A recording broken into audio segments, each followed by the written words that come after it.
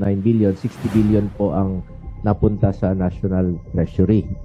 Ngayon, nag-order po ang Presidente this year na reduce the VAT from 12% to 10%. Yes. May I know the position of the department? Kasi, Yeah.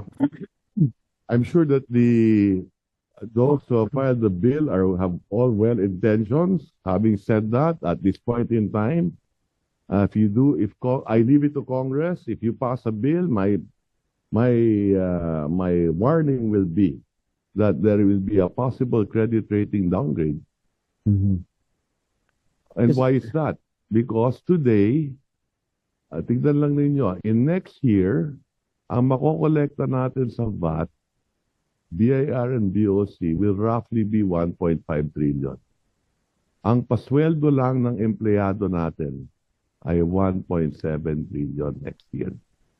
So ang total VAT collection is not even enough to pay for the salaries of all our employees. Mhm. Ang deficit natin next year nasa 1.6, 1.7 trillion. Lahat ng capital outlay natin, ibig sabihin lahat ng tulay, kalsada, school building, hospital, inuutang natin. So kung magbabawas pa tayo ng revenue, baka pati ang current operating expenses natin uutangin na rin natin. So a 20% reduction of 1.5 trillion for next year is 300 billion. So yan yung sasabang 12 to 10. Ang halaga niyan 300 billion. Kasing laki na rin ng budget ng Department of Health. So palagay ko baka hindi pumayag si Senator Bongo dyan. Nagising si Senator Bongo. So, Senator Bongo, wag mo nang ituloy yung bill mo na from 12% to 10%. Anyway, thank you, Secretary Recto. Kay Commissioner Ariel, ano na nangyari sa mga kotse ni mga Diskaya? Good afternoon, Senator Jinggoy. Linawin ko lang ulit, 30 ho yung nakuha naming mga sasakyan. Actually, 30 plus 2. Yung dalawa kasi hindi na namin sinasama sa lista. Yung Rolls Royce na may payong. Kasama po sila dun sa, yung Rolls Royce, kasama dun sa 13 na nasa BOC compound na. Ang kategorya po niya yan ay inisyuhan namin ng warrant of seizure and detention. Ibig sabihin, kandidato na ho yan na ma-forfeit in favor of the government. So yung Rolls Royce with the umbrella nasa 13. Yung 17 naman ho, although meron silang mga dokumento kahit papano, kaya lang isasubject po namin yung mga kumpanya kung saan bumili po yung Diskaya family sa tinatawag na post-clearance audit upang makasigurado rin po yung pamahalaan na wala hong pagkakamali. Kaya lang, base po sa pag-uusap po namin ng ICI the other day, at nakatanggap na rin po kami ng sulat galing po sa BIR at ICI, hindi po rin namin pwedeng pakawalan yung 17 doon sa 30 mga sasakyan. Again, 13 out of the 30 luxury vehicles subject na po ng seizure proceedings. Yung 17, although may mga dokumento naman, hindi rin po namin pwede pa rin hong pakawalan yan kasi yan ay bilang tulong po namin sa ICI at sa BIR na baka may iba po issues na kailangan pong hawak namin yan. So wala na natira rin sa garahe ni St. Gerard? Yung mga local cars na lang po yun. Subalit sumulat pa rin po kami sa LTO dahil sang-ayon po sa mga narinig po namin sa mga pandinig, Mr. Guerra, Senator.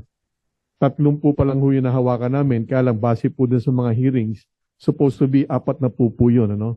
So we're waiting for the reply po ng LTO para matulungan kami na habulin pa kung meron pa hong lampas doon sa 30.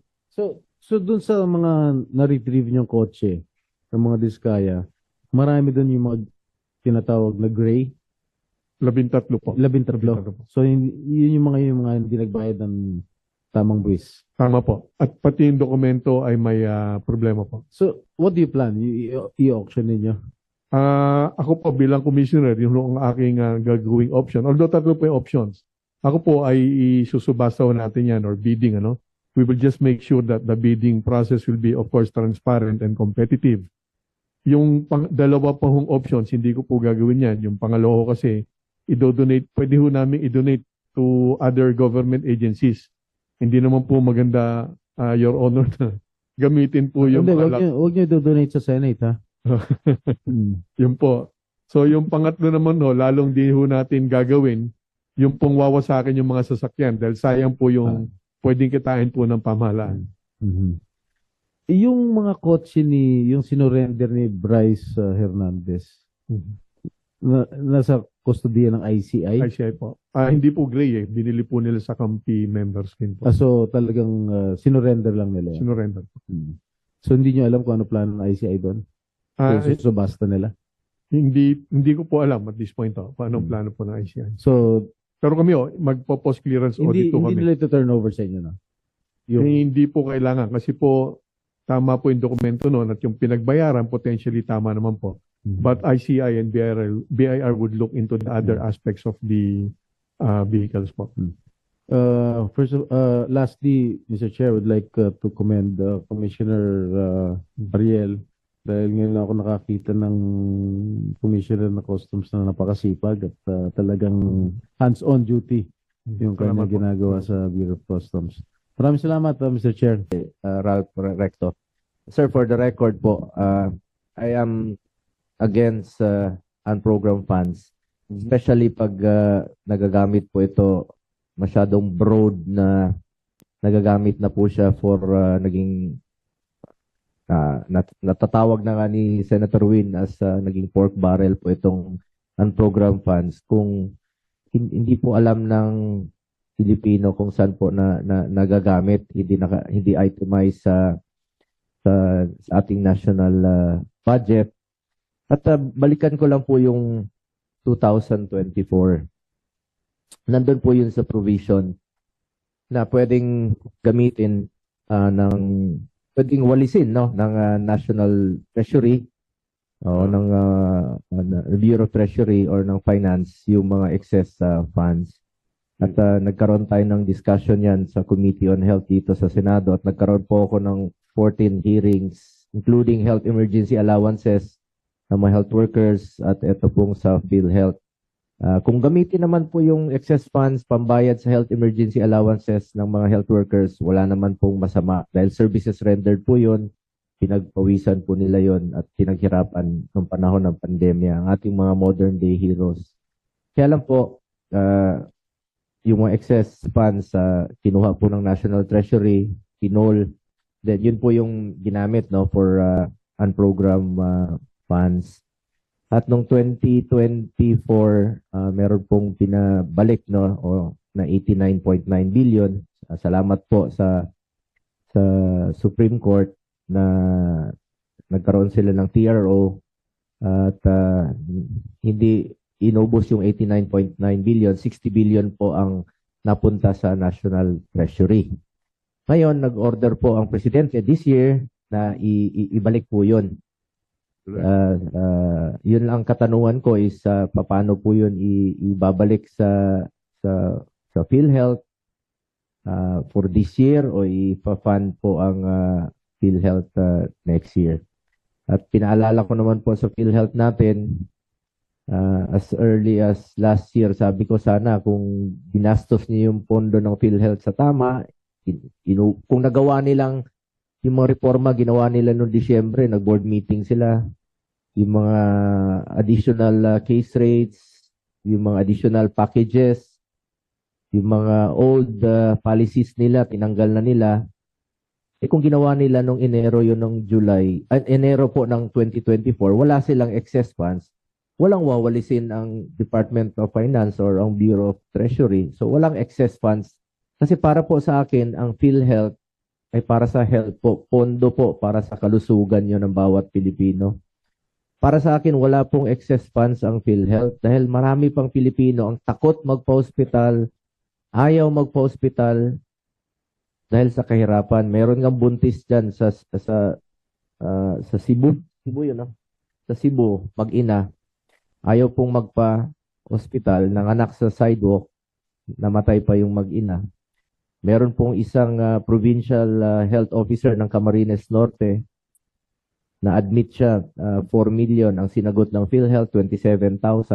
Na-admit siya muli, 6 million ang sinagot ng PhilHealth, 29,000, a total of 57,000, which is less than 1% pa po ng kanyang billing. Pero ang nakaltas sa sahod niya, 200,000. Nalugi pa siya, namatay pa po yung provincial health officer. Ibig sabihin, wala talagang excess funds ang PhilHealth.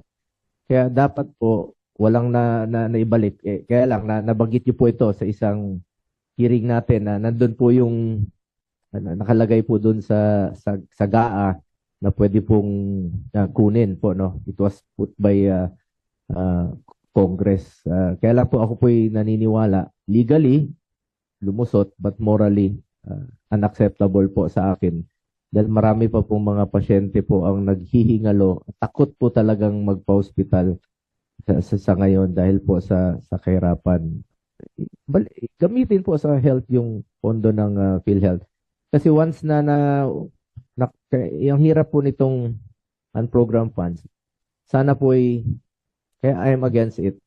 Kung meron man pong ang unprogrammed funds, dapat klaro kung saan gagamitin. Hindi yung pwedeng gagamitin dito po sa mga flood control projects na ginagawa pong gatasan ng ilan. Mas kawawa naman po yung Pilipino. Habang naghihirap, takot magpa-hospital, tapos yung excess funds ginamit po sa flood control o sa mga unprogrammed funds ginagamit sa mga proyekto na hindi naman po mapapakinabangan ng mga mahirap nating kababayan. So yun lang po. I know you're doing your job po sa Secretary Ralph Recto. Yun lang po ang concern ko. Paano po maibabalik itong 60 billion? Paano po gagamitin po ito? At paano po maiwasan na magamit po itong mga unprogrammed funds sa pork barrel? Yung mga unprogrammed funds na proyekto ng mga flood control na hindi natin alam. Pag nandiyan dyan yung excess collection na pinaghirapan nyo rin po ito, kayo pong nagkolekta nitong excess collections, tapos pagdating po sa sino bang mag-decide niyang unprogrammed funds, hindi na natin alam kung saan napupunta. Dapat, kung meron man ang unprogrammed funds, naka-specified po doon saan panggagamitan po. Huwag naman po sana sa mga, kung foreign assisted projects, dapat klaro po, Senator Win, na sa foreign assisted project. Huwag naman yung masyadong broad na pwedeng gamitin sa iba't ibang proyekto na hindi na natin kontrolado. At alam mo yun, alam natin yun na hindi na natin kontrolado saan napupunta yun. At nagiging source na po ng corruption at ginagawa pong gatasan ng iilan po. Concern lang po ako sa pera ng gobyerno. Dapat po yung maibalik po sa taong bayan at nagagamit po sa tama. Yes, Secretary Ralph. maraming salamat sa inyong katanungan sa aking kaibigan, Senator Bongo, na kasama ko sa layunin na ma-improve ang kalusugan dito sa ating bansa. Having said that, alam po ninyo, yung record naman natin nang tayo nandito sa Senado, ay tutol naman talaga tayo dyan sa mga unprogrammed funds na yan. Unang-una sa dahilan na paglinipat mo, yung pondo sa program, lalagay mo sa unprogram para magkaroon ng fiscal space. Halimbawa, sa program ay lumalaki yung deficit ng ating bansa. At dahil dyan, tutol tayo dyan. Ngayon, sa usaping unprogram, kung papayagan natin yan, siguro may mga dalawang dahilan lang kung bakit mahalaga yung unprogram fund. Halimbawa, pag may sakuna, katulad doon nangyari sa Davao del Norte at sa Cebu, may agahan pwede makuha ang ating Pangulo. Kung may excess revenue nga naman, pwede natin gamitin yan para sa kalabidad, ang isa. Ang pangalawa, halimbawa, hindi nakasama sa cut-off ng DBM yung paggawa ng NEP na may mga foreign assisted project na dumating after the cut-off nung ginawa yung NEP at maganda naman yung mga foreign assisted projects na yan, ay pwede mapondohan yan kung nandun sa program. So, to me, only for these two reasons na pwede magkaroon ng unprogram. Siguro pwede natin tignan as a percentage of the budget, 1%, 5% of the budget, pwede siguro ang program. Something like that. No? But only for these two purposes.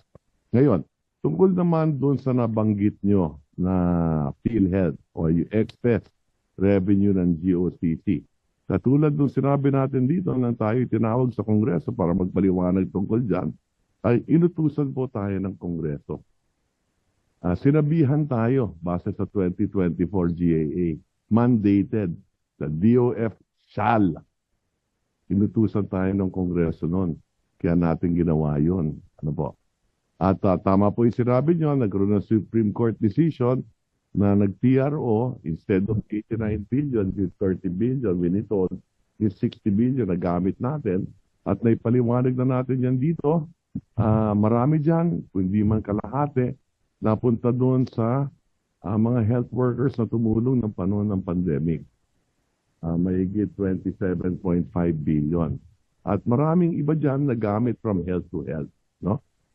Ngayon, katulad doon nabanggit ko, para magkaroon ng fiscal space ang Kongreso, linipat yung ibang priority programs ng ating Pangulo saan program and some other foreign assisted projects together with flagship projects na yun naman ang pinondahan, karamihan din, doon sa program noong 2024.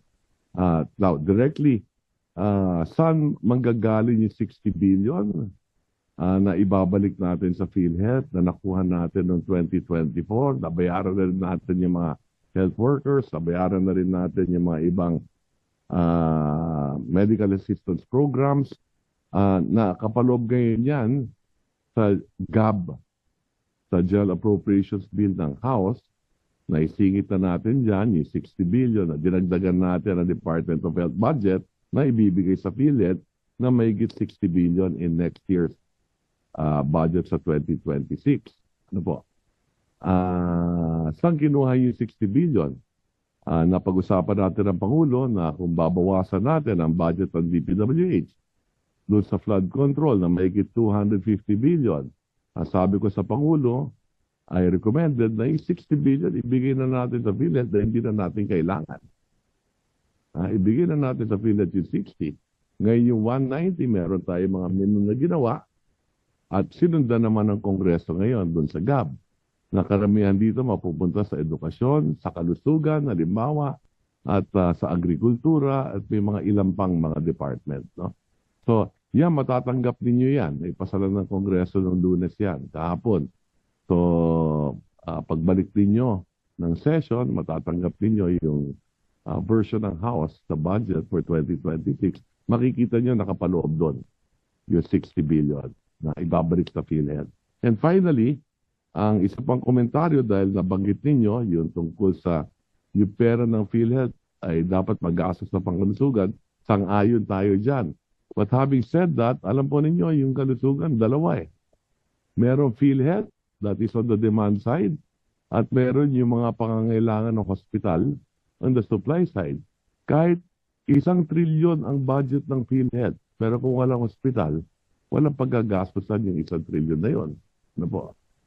Ang kulang sa atin ay kulang ang dami ng ating mga hospital bed. Kung kaya't, doon din sa 2026 budget na isasabit din dito ng Kongreso, kasama doon sa menu yung supply side, pagdagdag ng health enhancement program ng DOH, makatulong sa mga local government unit dahil dinibold natin ang pangkalusugan sa local government unit. The last time the local government built a hospital was probably pre-pandemic. Okay, so kulang na kulang sa Mindanao. Covered nga lahat ng taga Mindanao sa PhilHealth, pero kung ilan lang ang hospital sa Mindanao, hindi mapapakinabangan ng Mindanao. Mas maraming hospital sa Luzon, mas maraming taga Luzon na miyembro ng PhilHealth ang makikinabang halimbawa sa PhilHealth dahil may hospital sa Luzon. So, I would strongly suggest for Congress to look at it from both sides. The number of hospitals and hospital beds we have, including the funding of PhilHealth pagdating sa kalusugan.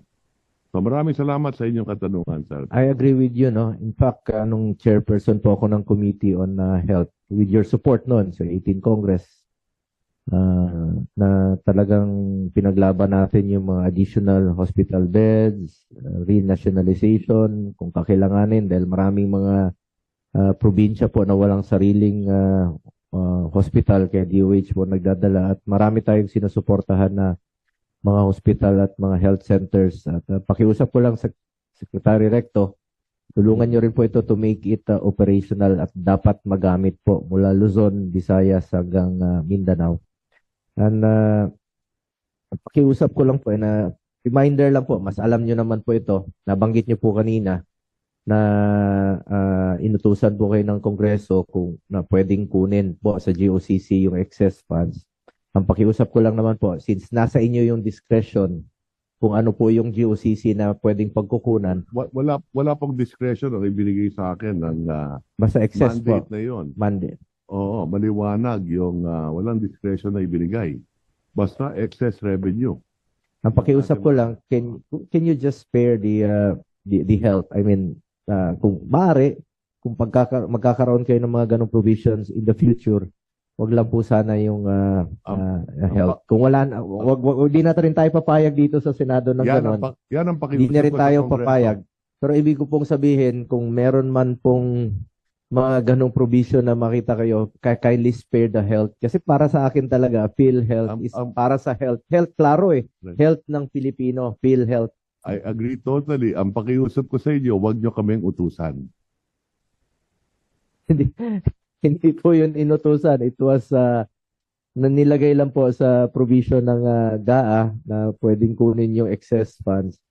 Ilalagay na namin next time na wag ang health. Please, wag ang health. Kasi marami pang Pilipino ang takot magpa-hospital at walang pambayad po sa pagpapa-hospital. Yung iba po, namamatay na lang po sa takot magpa-hospital. Salamat po, Maraming Secretary salamat po. Recto. Full support po ako always sa inyo. Alam nyo, isa po kayo sa aking hinahangaan noon pa, lalong-lalo na po dito sa when it comes to finances ang pinag-usapan dito. Mr. Chair, our humble appeal is simple. Tulungan po natin at bigyang pansin ang ating mga MSMEs at cooperatives. We must review the processes, the fees, and the requirements being imposed by the SEC, BIR, and related agencies, and ensure that our policies are designed to help our small businesses and cooperatives thrive. Huwag natin silang pahirapan pa sa kanilang pagko-comply. Tulungan po natin sila.